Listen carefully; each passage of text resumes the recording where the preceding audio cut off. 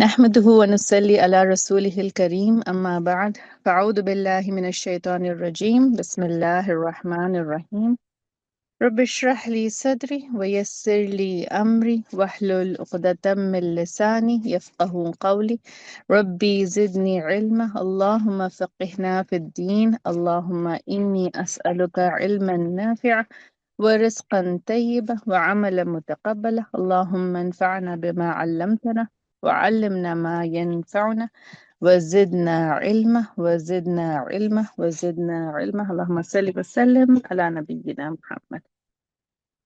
Right, we are on Surah Al Baqarah, ayah number 168. And Alhamdulillah, may Allah give us the tawfiq to act upon these beautiful ayahs. Let's start. A'udhu billahi minash shaitanir rajim. Bismillahir rahmanir rahim. يا أيها الناس كلوا مما في الأرض حلالا طيبا ولا تتبعوا خطوات الشيطان إنه لكم عدو مبين. So here Allah's command is for all of mankind, where Allah is telling all of mankind. Here is not Ya ayyuhalladhina amanu, but it is Ya ayyuhan nas, to all of mankind, to eat that which is lawful, that which is halal, that which is lawful as per what Allah has made lawful, not as per what mankind has made lawful, but what Allah has made as halal. And tayyib. Tayyib is that which is good, that which is beneficial, that which is clean, pure, favorable. So all that which is filled with goodness, that is on the earth. And do not follow the footsteps of shaitan, because he is the one who keeps distracting you. He is the one who kind of makes you non-serious, and you're eating with your left hand and you don't even realize it. You haven't said bismillah and you started eating.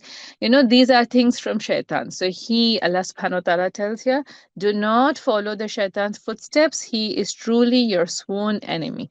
Right, subhanallah. And we know this, that when you start eating the food without saying bismillah, shaitan has a share in that food, right? And that is obviously he tries his best. He never gives up in trying to keep us distracted, trying to keep us engrossed in other non-important things, and we take this for granted. We do not give it importance, and we tend to start eating without saying bismillah. So all we need to do is, whenever we remember, even if you've taken a few mouths and you're like, you remember that you haven't said bismillah, you have to just say bismillah again. It's nothing for you to live with the guilt that I haven't said it and it's not going to be accepted now and it's not good enough. Saying bismillah, you're starting something with the name of Allah, puts barakah in whatever you're doing. Even if you eat little, you're going to be filled. Even if you eat little, you will take the benefit out of it. You'll be able to nourish your body with it. When you do not say bismillah, you keep eating and eating and eating, and you feel like I'm still not full, and then you probably have stomach upset, disorders and all whatnot, and you're like, I ate good food, I ate home cooked food, and why should I feel this way? But yeah, because we did not add the bismillah in the beginning. Okay, that said, that was ayah number 168, and we had done this last week. So we're just going to go ahead with ayah number 169. أعوذ بالله من الشيطان الرجيم. إنما يأمركم بالسوء والفحشاء وأن تقولوا على الله ما لا تعلمون. So here it's a continuation of the previous ayah where Allah said, do not follow the footsteps of shaitan. Now, what is the footsteps of shaitan? What does he do? Innama ya'murukum. It's the shaitan who orders you. Bisu'i. He orders you to sue. And what is sue? Sue is minor mistakes. Sue is something that makes a person feel sad. It's a mistake, and you feel sad having done it. Like maybe you're fighting with somebody, or getting into an argument with somebody. You're probably lying about something. You're probably delaying or skipping your prayers. You are probably getting answering back at somebody. These kind of things, they are not on the level of haram, but they still affect you. You don't feel good about it. You don't feel happy about it. Your heart is feeling a little sad. You're feeling depressed about it. So this is all. These are kind of minor mistakes which the shaitan kind of calls you towards. Well, fahsha, and this is major mistakes. This fahsha is something which is a major sin, something that is indecent, something like zina, or killing, or stealing. These are like big sins. Now Allah subhanahu wa ta'ala says this shaitan, he orders you towards this su and fahsha, and that one more point in this, and that wa an taqulu ala Allahi ma la ta'lamun, and that you say about Allah subhanahu wa ta'ala that which you have no knowledge about, that which you do not know. Now this is something which is so important. Right now, if we have to look at this, what is it about Allah that we say? Do we speak about Allah? When we say we remember Allah, of course, in remembrance of Allah, we have a lot of things. We do the dhikr and the Quran and the Salah, and but what do we speak about Allah? When it is said, do not say about Allah, or the shaitan makes you say about Allah things that you do not know. What do you think this would mean? This reminds me of when I was a little girl. Mm-hmm. Our elders at home, they would say, "Don't do this. Allah is going to get angry with you. Don't do Mm-hmm. that." I was a little child, like, Mm-hmm. maybe 8 years, not so little, but I could understand. Mm-hmm. So then later on, I realized, I came across this ayah, we should not speak what we do not know about Allah subhanahu wa ta'ala. Mm-hmm. Make Right. ascribe things. And Hmm. if a child is being naughty, like, you have other ways of telling things, like, Right. you can talk about the consequences of Mm-hmm. doing something wrong. But Hmm. saying that, oh, Allah is going to get mad at you because you're doing this. Mm-hmm. So that was something, this ayah reminded me of. Right, absolutely. Instilling fear in the heart rather than love. It's so wrong. Right, subhanallah. We talk so much about loving Allah and loving Allah the most, but when it comes to, doing tarbiyah of the children, we are not doing that. We're not instilling love in their hearts. Right, what else? Zandria, Fatima, if anybody else has joined, what do you all I think? like, yeah, I have something that is, subhanAllah, it just came to my mind today. And first, I Hmm. apologize if there's screaming in the background. The kids are now awake. Um, Hmm. I have a friend that's gonna come visit me in the end of the month, inshallah. And Hmm. so she will be staying with me, and my husband is gonna be staying with a friend. I Hmm. was having this conversation with my father earlier, Hmm. and he said, "Why is your husband leaving the house?" And it Hmm. kind of like took me by surprise. And I said, well, she's a woman.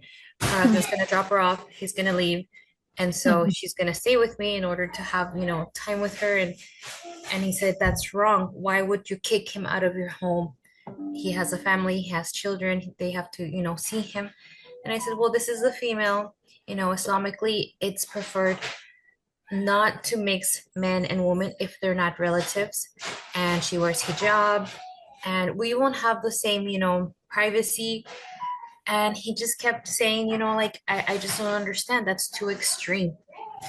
And I just started to tell him, like, because he said if your husband's outside in another place away from his home, shaitan will start whispering into his ear, and he's a man. And I said, well, first of all, he's a Muslim and he fears Allah and he shouldn't be doing anything that's wrong. And Hmm. if you think about it, I told him, it'll be even worse if he's here and there's another female. Then the shaitan will really start whispering into his ear.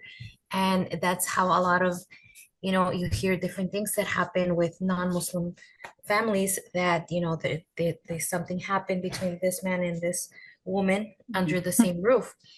And I Absolutely. and I and I realized, like, subhanallah, how Islam has different rules, and Allah protects us by providing these things for us, like eat halal, eat with your right hand, wash yourself, wudu. Mm. Like, I sometimes I'm like, okay, but why, And sometimes we're lazy to follow up upon that, but then Mhm. you find some sort of, like scientific research. It's It says Yeah. it's not good to sleep on your left side. It's better to sleep on your right side. It's not good to sleep, facing down. And then you're like, oh, Islam teaches me that. I'm gonna start doing it. But I say, why do we have to hear about it from, like researchers, scientists, doctors, when we should just put our full trust in Allah. And there's I think sunnah that Mhm. mentioned wear gold. And I was reading a study saying that men that wear gold increases their infertility. Mm. And I said, SubhanAllah, like we don't know, right? It could be other reasons why Allah has put that, but when we hear that, it's like, oh, look, Islam teaches that. Now we should start acting upon it. And I Right. just feel like we shouldn't get to that point. We should always, Yeah. Yeah. that Absolutely. The hikmah behind every ruling is, subhanallah, so strong and so intense. You will nothing is just given is just ordered by chance. Everything, every single ruling has so much of hikmah in it. If you think about it and if you act upon it, you feel so connected with that which is right. The thing about gold is also that it is something which is beautiful, which is precious, which is actually gold is supposed to be a very soft metal as well. So it is said that that's for women because they are supposed to be soft and beautiful, and a man wearing gold kind of brings in this kind of feelings into him, that he is something of beauty, something of softness, and that's not right. That's not right. Man is not supposed to be that way.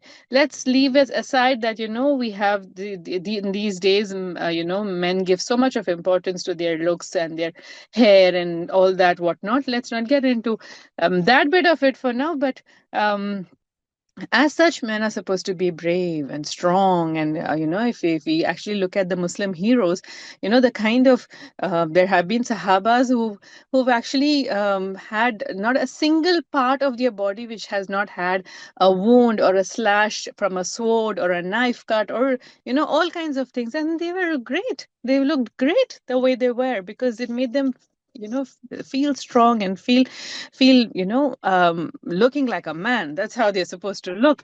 So these kind of things, and it is also said like women don't wear things which have animal prints on them.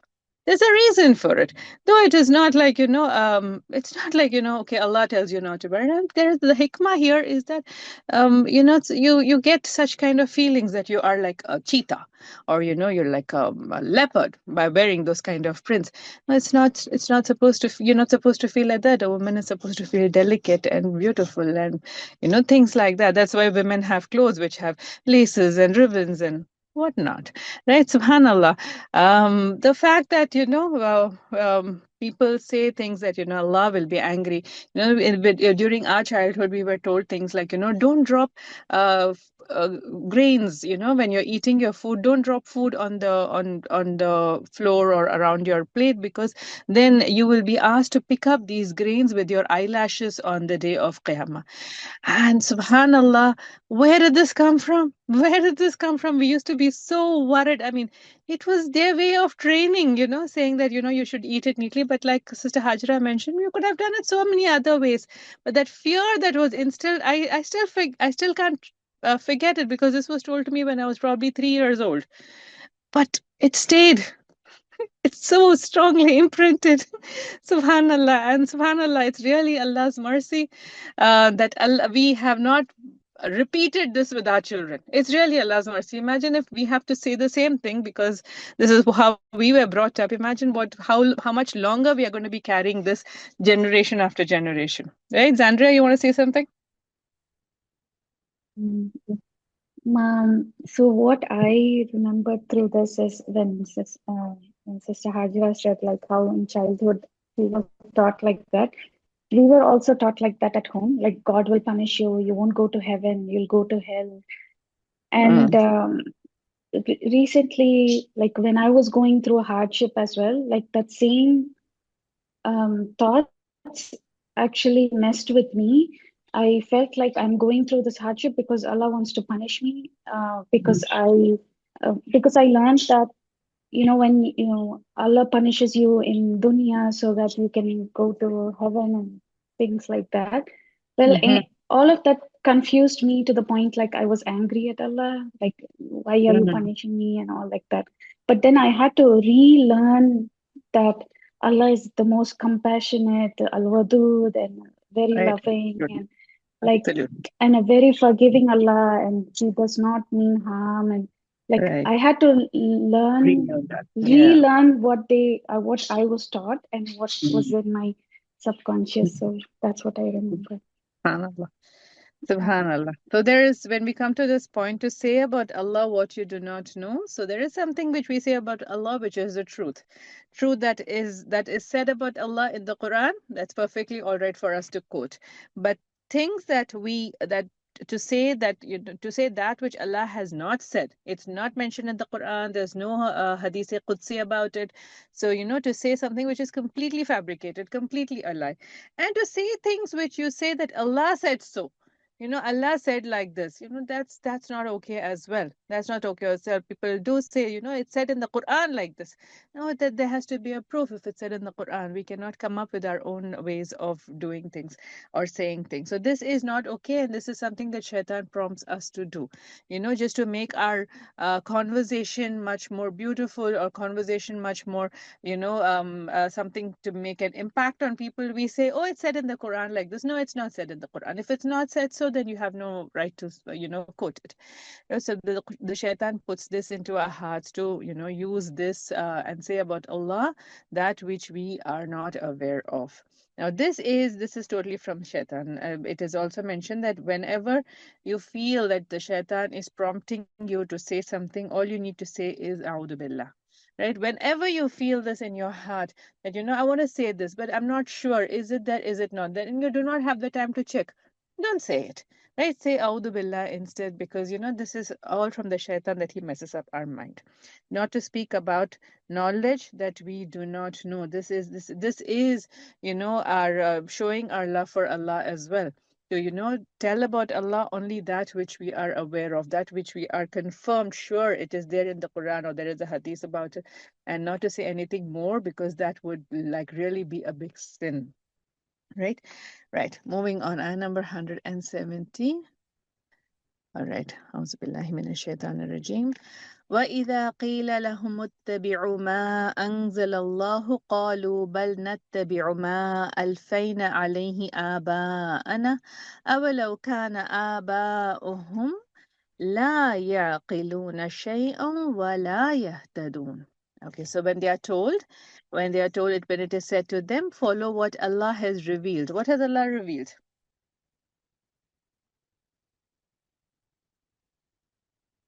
What has Allah revealed? The Quran and the Sunnah. The Quran and the Sunnah. This is what Allah has revealed. And when we are told, follow, what do we mean by follow?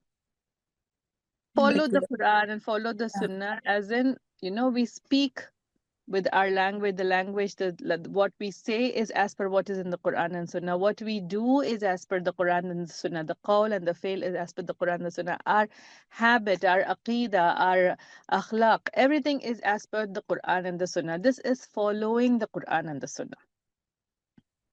Right, to obey. Right, absolutely. So here Allah subhanahu wa ta'ala says, when it is said to them to follow what was revealed by Allah, qalu, they said, bal nattabi'u, but we follow ma alfayna alayhi aba'ana, that which we found our forefathers on. Right? That which they followed, we follow that which our forefathers followed. So Allah says, أَوَلَوْ كَانَ آبَاؤُهُمْ لَا يَعْقِلُونَ شَيْئًا وَلَا يَهْتَدُونَ. You mean you will follow your forefathers even if they do not have knowledge about that which is right, or they are not on guidance, you will still follow them? Subhanallah, subhanallah. If we actually look at it, we want to stay updated with everything that's happening in this dunya, right? Everything. We will not even do something which take advice in about our children. If our parents tell us, oh, this is the right way to do it, we'll be like, okay, this is probably how you did it, but this is not how it'll work now. Right? So we have our own ways of doing everything. from the way we dress up, the way we cook, the way we keep our homes, the way we interact with people, the kind of social gatherings we have, even the kind of, even if we are having a dawat, our approach is completely different. We don't do what our mothers of, grandmothers, or, we do not follow that because we feel that's not how it works here. But these people say that Allah subhanahu wa ta'ala is saying that these people say that, we are on the religion of our forefathers. It's perfectly all right to be on the religion of your forefathers if you are following that which Yusuf alayhi salam did. Whose religion was he on?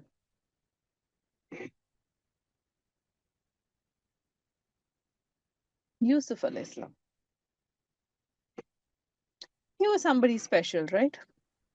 He was on the religion of his father Yaqub alayhi salam, and then his forefathers Ibrahim alayhi salam. Absolutely. So that was the kind of forefathers he had. So if he said, I am on the religion of my forefathers, perfectly all right. They had the aql and the hidayah, right? But that's not the case with the common man, right? Subhanallah. So it's important that Allah has given us aql. Allah has given us intellect. We had spoken about this word. He has given us the ability to comprehend, to ponder, to understand what is right and wrong. And today we live in an age where, knowledge is at your fingertips, right? It's subhanallah. You just have to do a search, and the search engine gives you so much of options. Of course, you need to have some basic knowledge and the ability to understand what is right and wrong, and to follow the right kind of sites to know that you are getting something that is authentic. That is upon us, right? But the net is filled with options, right? We cannot say we do not know. We cannot. We do not belong in that era anymore, right? So it's at this point of time to say I will follow what my forefathers did because that's all I know, it would be not okay. Would be not okay. Imagine our forefathers, they did not have the kind of access we have today. Even if they wanted to, subhanallah, even if they wanted to do comparative religion, they could not. They could not. You and I can. We can see what is right about Islam and have the conviction about following it now. And they are going to be treated according to their resources. Allah is not going to be judging all of us on with the same yardstick. It's not. That's not how it is. Allah's adl is amazing. He is Al Hakim, and his judgment and his justice is amazing. Subhanallah. So he's not going to judge all of us on the same with the same situation. Our resources are different, and our forefathers' resources were different. So they are going to be judged based on what they had, what they were exposed to, and we are going to be judged based on what we have. Right, subhanallah, and we cannot get away by saying that I'm going to be doing what my great grandmother did. Right, so this is something that we need to be understand. We need to understand about deen, that the deen hasn't changed. Akmaltu lakum deenakum. The deen has been made perfect, no additions, no subtractions, nothing can be done to the deen. But the fact that how we act upon it, how we act upon these ahkams, right, that's where the mistakes happen. That's where things like shirk and bid'ah come into the picture, because you are just doing something blindly, following something blindly, just because somebody did it all these centuries, you're just doing it. No, that's not how we can get away with something, right? Subhanallah. So it is for us to think, it is for us to analyze, it is for us to understand that this is the truth, this is how it is supposed to be done, this is the sunnah, and this is how I'm supposed to be following the sunnah. Not like, okay, I remember in those days they had something called I think it's on Isra al Miraj that they used to say you can pray your Umri Khaza, as in all the prayers that you have missed, because this is a very special night. So you can pray all the prayers that you have missed and you can make up for it. Can we do that, sisters? Do you all think it's possible? Yeah, it's not Because from the Sunnah, we cannot do it, right? right, can we actually make up for missed prayers? Yeah, we can do qada prayers, right? On that day, you missed Asr today, you can pray it before the end of today. Mm. You cannot pray missed Asr tomorrow, right? Can If we? if a person is like, if as like suppose I slept off, I was so tired when we came from India. I slept off, and Zohar time was almost over. It was time for Asr. So as soon as I got up, I realized, oh my goodness, I missed my Zohar Salah, and then I prayed my Zohar and then Asr. So that is good. But if I have not been praying for some part of my life, even though this happens a lot with born Muslimas. I have heard a lot, like, they have not been praying for some time. And then they did ask the scholar, they said, like, if you're not been praying, you're not in Islam, you're not a Muslim. But the day you took Shahada, you started praying, you came into Islam, from that time it will start so you cannot do those many years prayers, now. So this is what I came to know. Yeah. Subhanallah. Even, yeah, but there is nothing called, see, we as women we miss a whole chunk of prayers, right? Every month we've missed prayers. But when you miss your fasting of that month, you get a chance to fast again. But the prayers you miss, you don't pray again. Yeah, that's how the ruling is. And that's from the mercy of Allah. Right? So you cannot stand one night and say, I'm going to pray all the prayers I missed, which was a practice that was done in many families. That, today is a day when you can make up for all the prayers. There's no such concept. We do not have that concept at all. So this is something that we need to understand, that we cannot follow just because they did it does not make it right. They had that much knowledge only. They probably followed whatever they did, but they will be questioned about what they did, and we will be questioned about what we do. And we have every thing in our every source of knowledge that we possibly want, it's reachable to us. So if you do come across something that does not make logical sense, you can check. If there is something that you feel that, okay, maybe it's right, but I don't know, maybe even if there is a fragment of a doubt in your mind, you can check. You can find out. You can do your research. You can ask your scholars before you start acting upon it. In that conviction to do that which is right is very, very important. That needs to be addressed before we do something, and not just do it because that's how it's been done all these ages. Anything you'd like to add before we move on? آية number 171. أعوذ بالله من الشيطان الرجيم.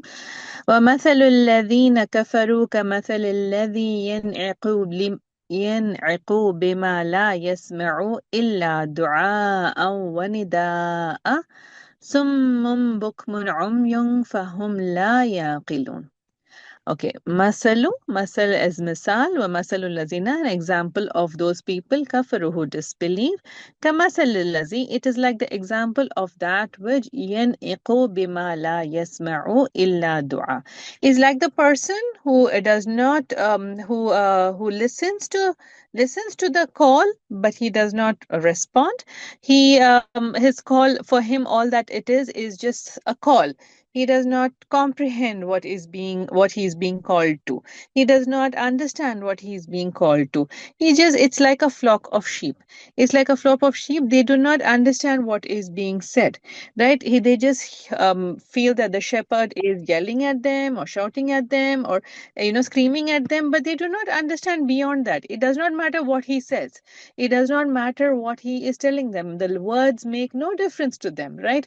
They only hear the sound, and they probably understand it by the intensity of the sound. It could probably be calling or screaming or shouting, depending on the intensity of the sound. But what he says makes no difference to them. This is exactly what the disbelievers are compared to over here.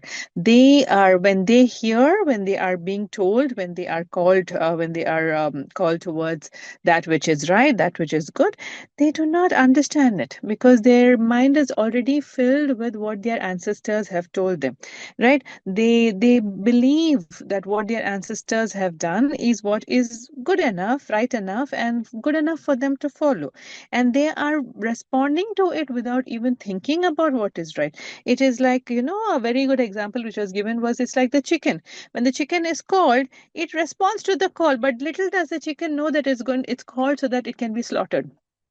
It doesn't, right? So, a disbeliever, when he is called towards that which is khair, he does not analyze it. He does not understand it. He does not. He does not comprehend what is being told to him. He just follows his ancestors or forefathers blindly. He does not use his own intellect. So he is compared to an animal, right? He is compared to somebody who does not, who has no concept of intellect, right? So to them, Allah subhanahu wa ta'ala calls them summum, bukmun, umyung.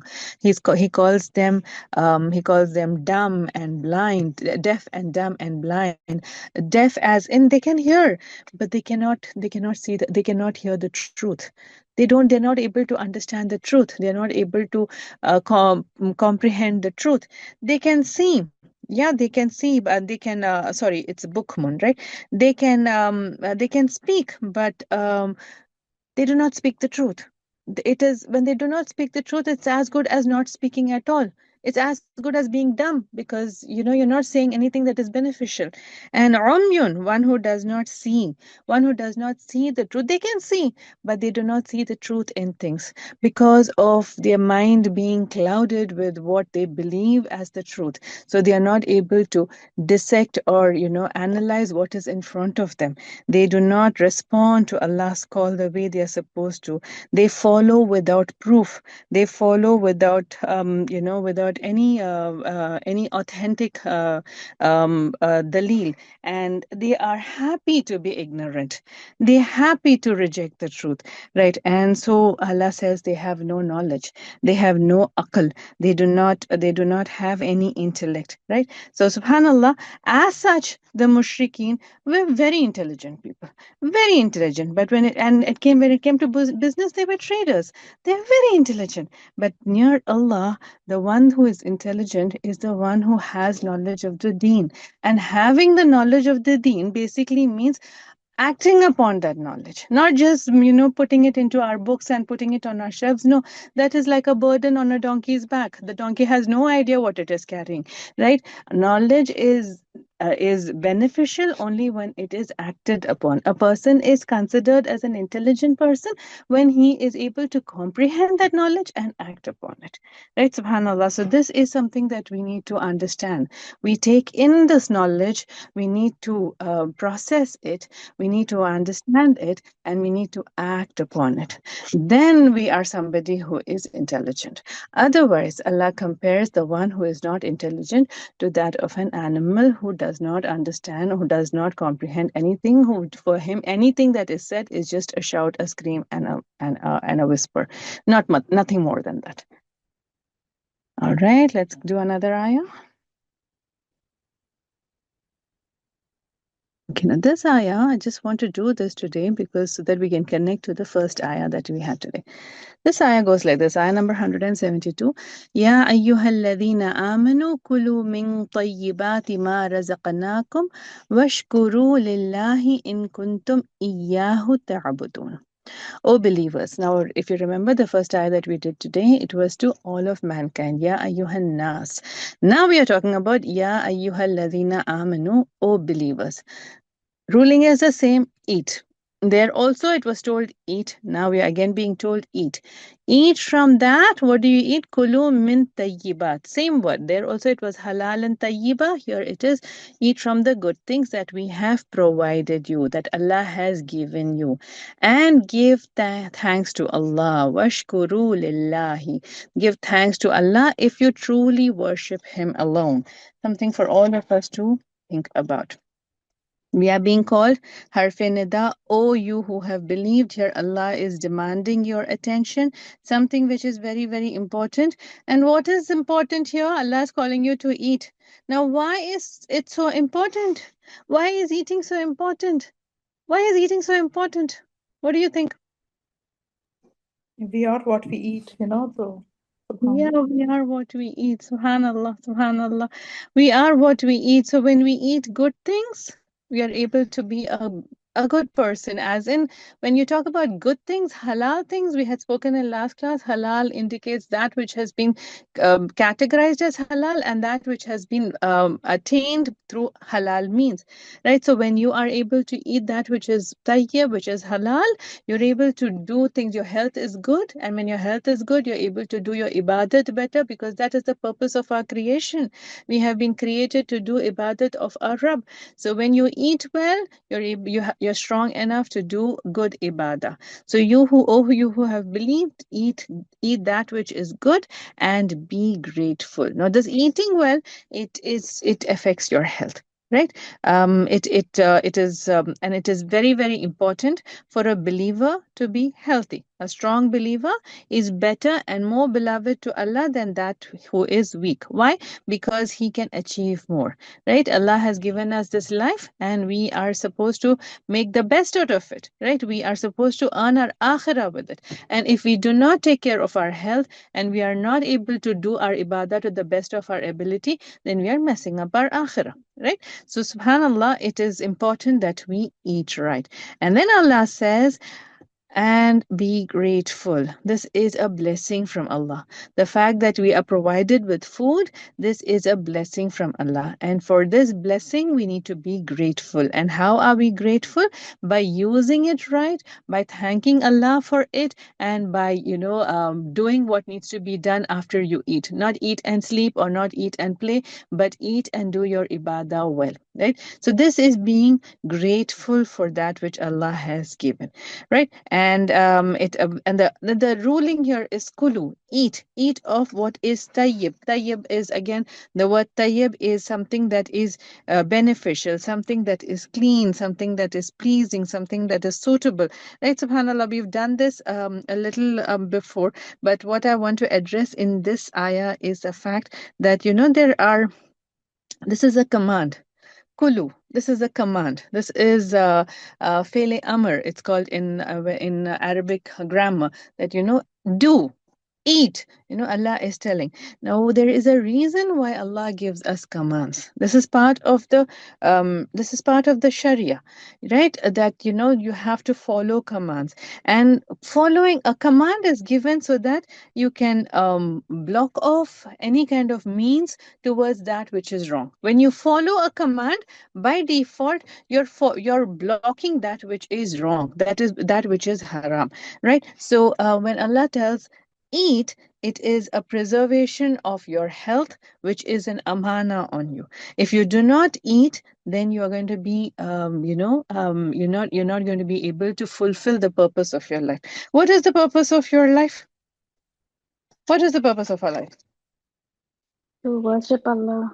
To worship Allah. The purpose of our life is to worship Allah. The purpose of our life, the previous ayah that we spoke about, is to protect our aql as well. To protect our aql. To be able to comprehend what we are being told. And this is not possible. You can imagine, you must have experienced this. When we are hungry, we're not able to think straight. Yeah, when we're hungry or when we are tired, we're not able to think straight. So it is imperative on us that we eat well and we eat good things, not junk food, not processed food. Our body was not made to have Coke or pizzas and burgers. No, it's okay to have it, they are tasty probably, but that's not something that is nutritive. And it is injustice when we do not give our bodies that which is beneficial for it. And it is important that we give, and Allah has provided us everything that we need for our body to be healthy has been provided to us. Everything that we need to take shifa from has been provided for us. There is no disease that is there in this world for which Allah has already not given a cure in natural foods itself. It's only when we go beyond a certain extent without having taken care of our body, then that we get dependent on man-made pills and injections and whatnot, right? But if you catch, it's like a stitch in time saves nine. If you catch what is affecting you in the initial stages, you can rectify it with the food, with your lifestyle, right? It has been said, right? Lifestyle change. What is lifestyle change? Look at what you eat. Look at what you're putting inside, right? Subhanallah. So this is a command from Allah so that we can stop ourselves from doing that which is wrong. We can prevent ourselves from doing something that is harmful to our body. Our body is an amana on us, and it is imperative on us that we take care of it. And for that, we need to follow this command of kulu. Eat, ya ayyuhalladhina amanu kulu min tayyibati ma razaqnakum. It's from what the bounties that Allah has provided us. And washkuru lillahi in kuntum iyyahu ta'budun. It is part of worship. It is part of ibadah that we are grateful. And what does Allah say? When you are grateful, what is his promise? That you are given, that your blessings are preserved and you are given more. Subhanallah, this is Allah's promise. When you are grateful, he gives you more. So it is imperative on us to be grateful for all that we have been provided for. Right. This is what I have for you all today. Anything you'd like to say? I see there is a question from Fatima. Yeah. I think it's referring to the previous verse. The question is, can this verse also be referred to believers to an extent? So which verse is this? What was this about? Um, وَمَثَلُ الَّذِينَ كَفَرُوا? Is this the verse that she's referring to? Fatima, would you be able to unmute and ask, inshallah? If this is, yeah, if this is the verse, yes, definitely. Anybody who does not use their knowledge, anybody who does not understand the Quran the way it is supposed to be understood, anybody who does not follow the Quran or follow the Sunnah, then yes, he is nothing but near Allah, an animal who does not understand what is his purpose of life. Why is he here? Right? Subhanallah, you have a purpose, and the Quran tells you, وَمَا خَلَقْتُ الْإِنسُ وَالْجِنُّ إِلَّا لِي يَعْبُدُ. That I did not create the man and the jinn except for my worship. Right? Subhanallah. If that is what Fatima is referring to, yes, we can take this. This is specifically the Quran. The entire Quran is like this. You have a specific meaning and a general meaning to it. The specific meaning is for the period of, for that time, dealing with the mushrikeen. This ayah was for them. But when you take the general meaning, this is for us to understand. This is for us to, implement in our life. Right? Fatima, is that clear? I think probably she's not able Yes, to. yes, I was just, when you were reading that, I was just contemplating that sometimes I've come across, Muslims that don't practice some of the fundamentals of Islam, and we cannot say they're not Muslim, but when they're not doing that, I remember this verse you were reading and how it says, example of a disbeliever, because like you said, it's like a general meaning, because now you're not obeying, so then you kind of are now a disbeliever when you don't follow the basic fundamentals of Islam. And I mean, it could be to the extreme of like not praying salah, or it could be something small, but it's a little bit, for me, I would never want to be considered, or kind of like an animal, or to be compared to being dumb and blind, and in such a way. And it's kind of like an eye-opening, because we have to be very careful about the things that we are not responding to the message of Islam as believers, so we don't be called a disbeliever. Right. Right. Imagine a disbeliever. We as human beings have been created as the best of creations. Ashraful makhluqat. Allah has created us as the best of creation. And and man, with the kind of deeds he does and the kind of actions he does, he either is able to maintain that level, or he falls so low, asfala safilin, as in lower than the low. And here it is animals, subhanallah. This is man's own doing. He's been created the best, but then because of the choices he makes, the options he takes, the ways he follows, then he degrades himself, puts him lower than the lowest. Right. Barakallah fiqh, sisters. That was an amazing session. Oh, fair, Sister Kamila. Alhamdulillah. Jazakallah khair, sister. May Allah reward you for teaching us all these wonderful things of Allah. Subhanallah, subhanallah. May Mm. Allah make us among those who can act upon the Quran and make us among those who are able to follow that which is right. This is really beautiful du'as, which I'm sure you'll have come across. Allahumma arinal haqqa haqqa warzuqna ittiba'a. Oh Allah, show me the truth as the truth is and help me to follow it. And wa arinal batila batila warzuqna ijtinaba. And show me the falsehood as falsehood and help me to stay away from it. So hold on to this dua. This is so important, especially in these times where there's so much of deception. It's very important that we see the truth as the truth, so that we can hold on. And this is the only way we are going to be able to hold on to our iman. So holding on to this dua and staying connected with the Quran is our way of staying connected to the purpose for which we have been created, to stay in that level of the best of creation. Right. Inshallah, I'll get dua in the groups as well. Inshallah. Yes, inshallah. So inshallah we'll connect again with you all next week, inshallah. Barakallah fikum. Subhanakallahumma bihamdika. Nashhadu an la ilaha illa anta nastaghfiruka wa natubu ilaik. Assalamu alaikum wa rahmatullahi wa barakatuh.